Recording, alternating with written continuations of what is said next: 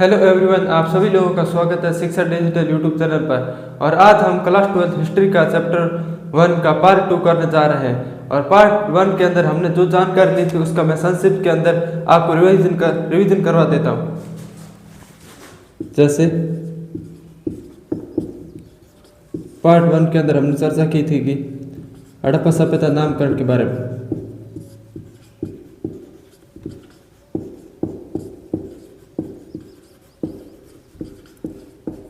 दूसरा, हड़प्पा मोहर के बारे में चर्चा की थी।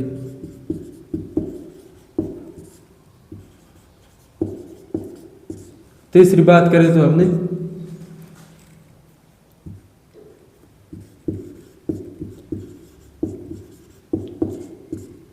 तिथियों को समझने के बारे में चर्चा की थी। जैसे ईस्वी, ईसा पूर्व, इन सब के बारे में जानकारी ली थी। और आगे बात करें तो हमने निर्वाह के तरीकों के बारे में चर्चा की थी। और इसके बाद हमने कृषि प्रौद्योगिकी के बारे में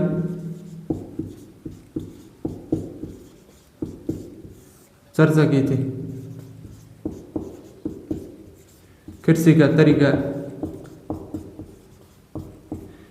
ठीक है। पार्ट 1 के अंदर हमने हड़प्पा सभ्यता का नामकरण कि हड़प्पा सभ्यता को हड़प्पा सभ्यता क्यों कहा जाता था, इनके बारे में हमने चर्चा की थी।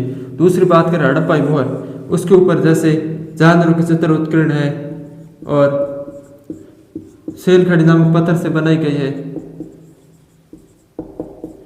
और आगे बात करते तिथियों को समझना, उसके अंदर हमने ईस्वी और ईसा पूर्व इन सब का हड़प्पा सभ्यता का उदाहरण देकर हमने समझाया था।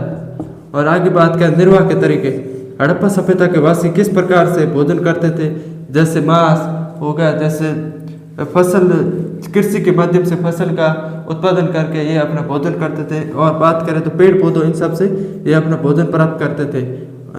और प्रौद्योगिकी को मतलब कृषि का तरीका क्या था, जैसे दो इस प्रकार से कृषि की जाती थी, जैसे यहाँ पे अलग फसल और यहाँ पे अलग फसल, इन दो फसलों को एक साथ उगाया जाता था। इन सब के बारे में हमने पिछली क्लास में चर्चा की थी। और आज हम नेक्स्ट पार्ट के अंदर चलो हम शुरू करते हैं। ठीक है, अब हम इस बिंदु से शुरुआत करते हैं। हड़प्पा संस्कृति के योद्धापन शहर, मतलब कि हड़प्पा संस्कृति थी उसका शहर किस प्रकार से बनाए गए थे उनकी हम जानकारी लेंगे। सबसे पहले मोहनजोदड़ो सबसे प्रसिद्ध पुरा स्थल है, मतलब कि मोहनजोदड़ो सबसे प्रसिद्ध पुरा स्थल है। और सबसे पहले खोजा गया स्थल हड़प्पा है, मतलब कि जो पहले खोजा गया उससे तो वो है हड़प्पा। और जैसे प्रसिद्ध है, सबसे प्रसिद्ध पुरा स्थल मोहनजोदड़ो। ठीक है, आगे बढ़ता है। मोहनजोदड़ो का नगर नियोजन, मतलब मोहनजोदड़ो की बस्तियां कैसे बनाई गई थी, नगर नियोजन कैसे किया गया था, उनकी हम जानकारी लेंगे। बस्ती दो भागों में विभाजित थी।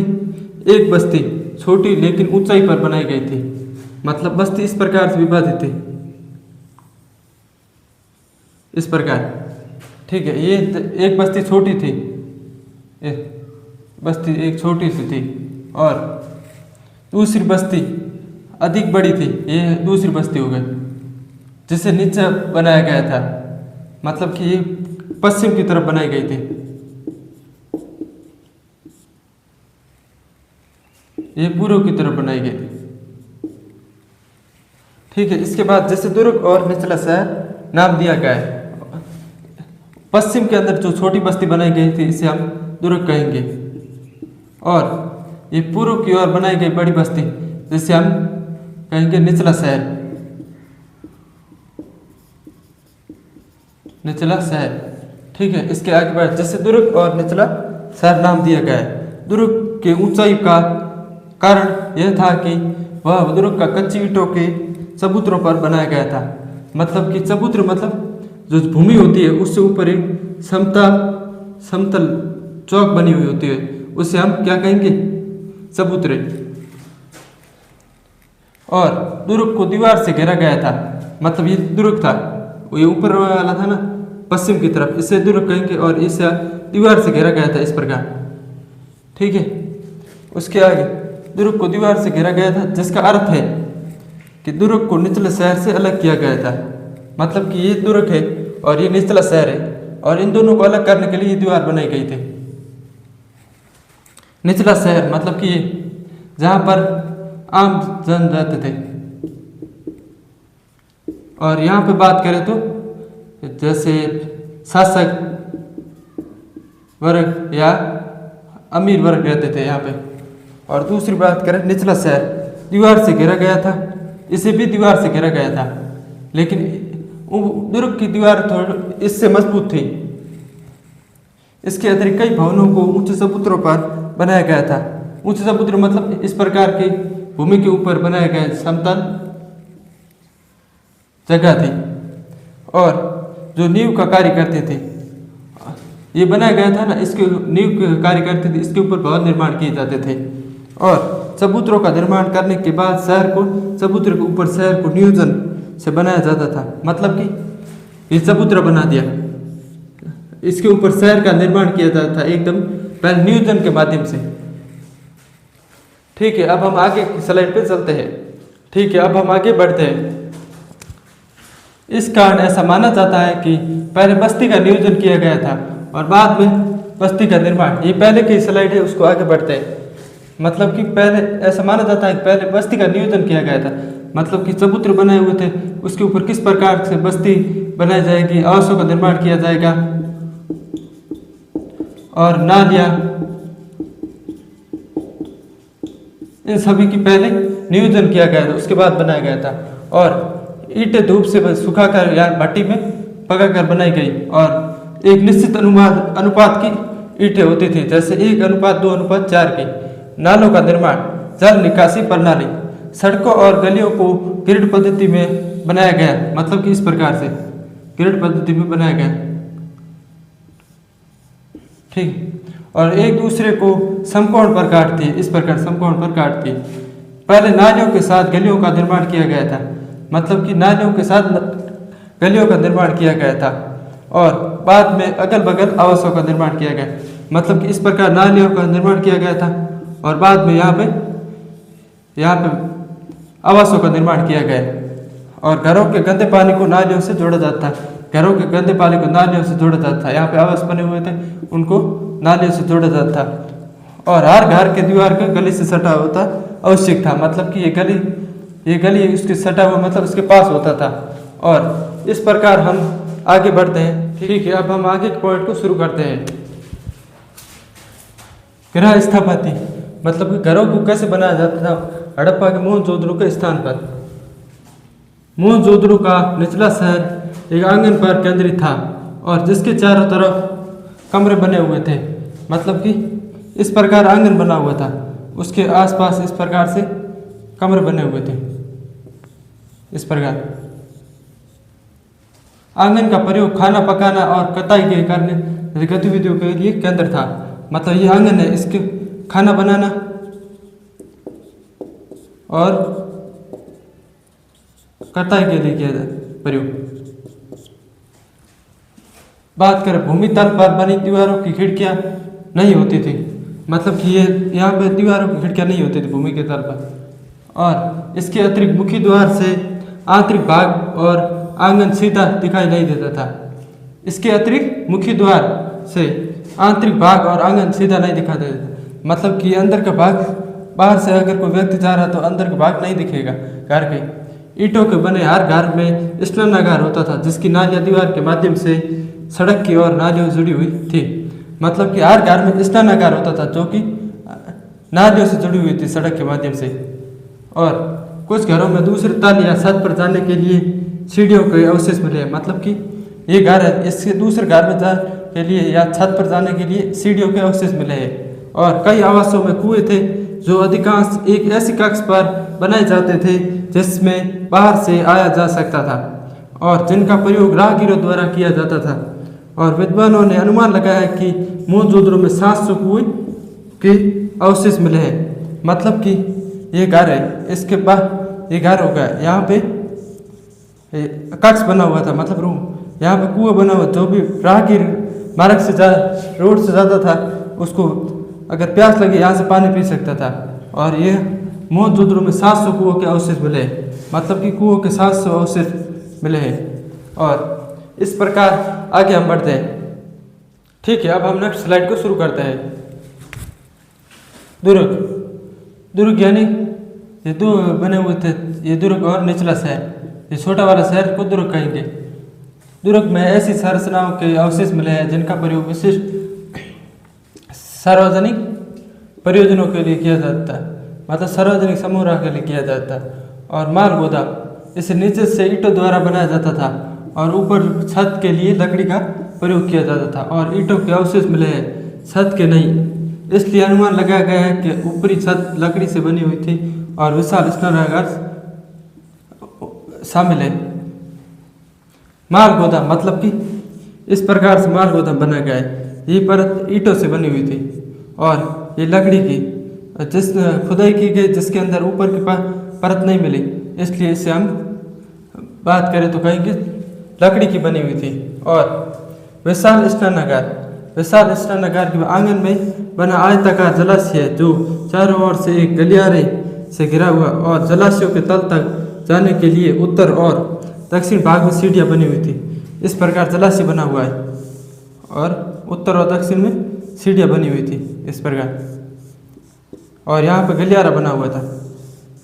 ठीक है, जलाशयों के किनारों पर ईंटों को जमाकर तथा जिप्सम के घरों के प्रयोग से जलबंद किया गया था, और तीनों ओर कक्ष बने हुए थे जिनमें से एक में बड़ा कुआं था। मतलब कि जलाशयों के किनारों पर मतलब इस प्रकार ईंटों से बनाया हुआ, और जो इसके अंदर जल डाला जाता था उसका वाष्पीकरण ना होता, इसलिए जिप्सम का लेप लगाया जाता था।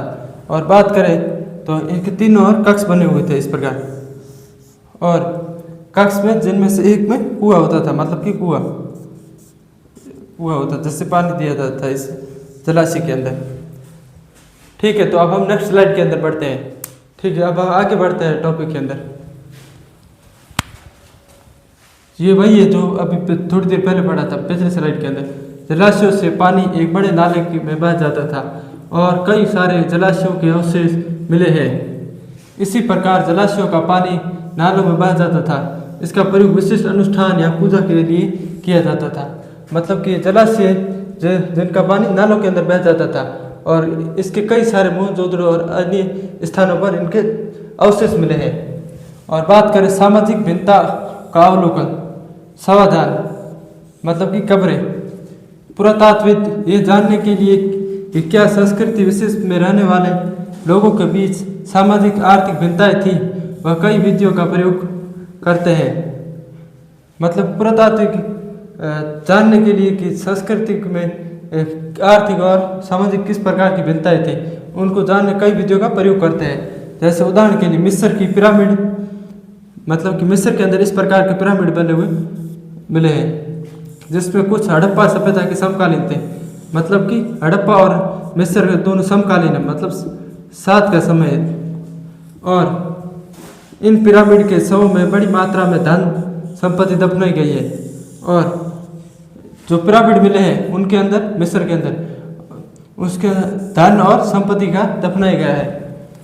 हड़प्पा सभ्यता में मिले शवों को गर्तों पर दफनाया गया था।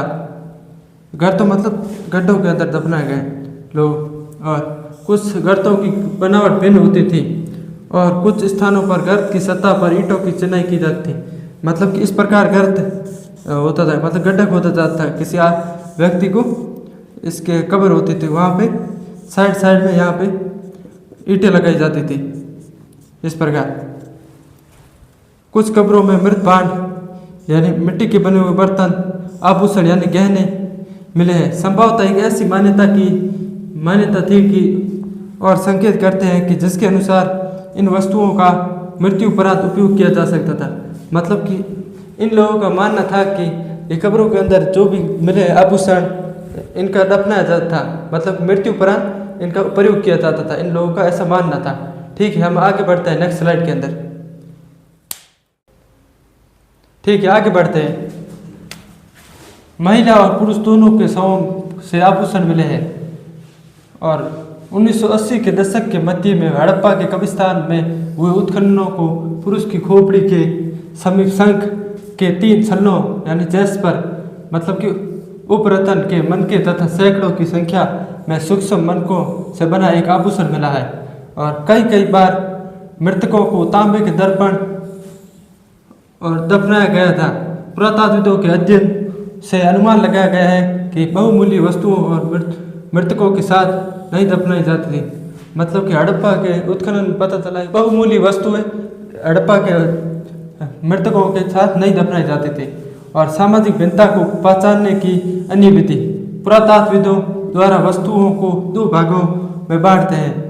रोजमर्रा की वस्तुएं, मतलब हर दिन के प्रयोग में ली गई वस्तुएं, जैसे पत्थर और मिट्टी की बनी जैसे चक्कियाँ, मृदभांड, सुइयाँ, जवा आदि।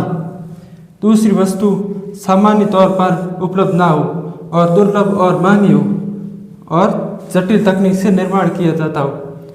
उदाहरण के लिए कयांस, घिसी हुई रेत अथवा बालू तथा रंग और चिपचिपे पदार्थ के मिश्रण का पक्का कर बनाया गया पदार्थ। बात कर रोजमर्रा की वस्तुएं, सामाजिक भिन्नता को जानने के लिए रोजमर्रा की वस्तुएं और बात कर सामान्य तौर पर ना उपलब्ध हो इन वस्तुओं से जानकारी मिलती है। ठीक है, अब हम लेफ्ट स्लाइड के अंदर पढ़ते हैं। छोटे पात्रों को कीमती माना जाता था और पुरातात्विदों के अध्ययन से यह स्पष्ट हो जाता है कि दुर्लभ वस्तुएं हर स्थान से नहीं मिली। और बात करें कालीबंगा की, वहाँ भी नहीं मिली दुर्लभ वस्तुएं। और विलासिता की वस्तुएं और कीमती वस्तुएं मोहनजोदड़ो से प्राप्त हुई हैं। ठीक है, आज की क्लास यहीं पे समाप्त करते हैं। उससे पहले एक जरूर सूचना, एक पहले क्लास अपलोड कर दी, उसको जाके आप देख लीजिए, जिससे ये आपको बेहतर समझ आएगा। और आपके लिए पॉलिटिकल की भी क्लास अपलोड कर दी, वो भी जाके देख लीजिए। और पहले वाले वीडियो के अंदर हमने मैप को शॉर्ट में समझाया है सारे उसके स्थान वगैरह, उसे भी जाके देखें। आप लोगों का धन्यवाद वीडियो देखने।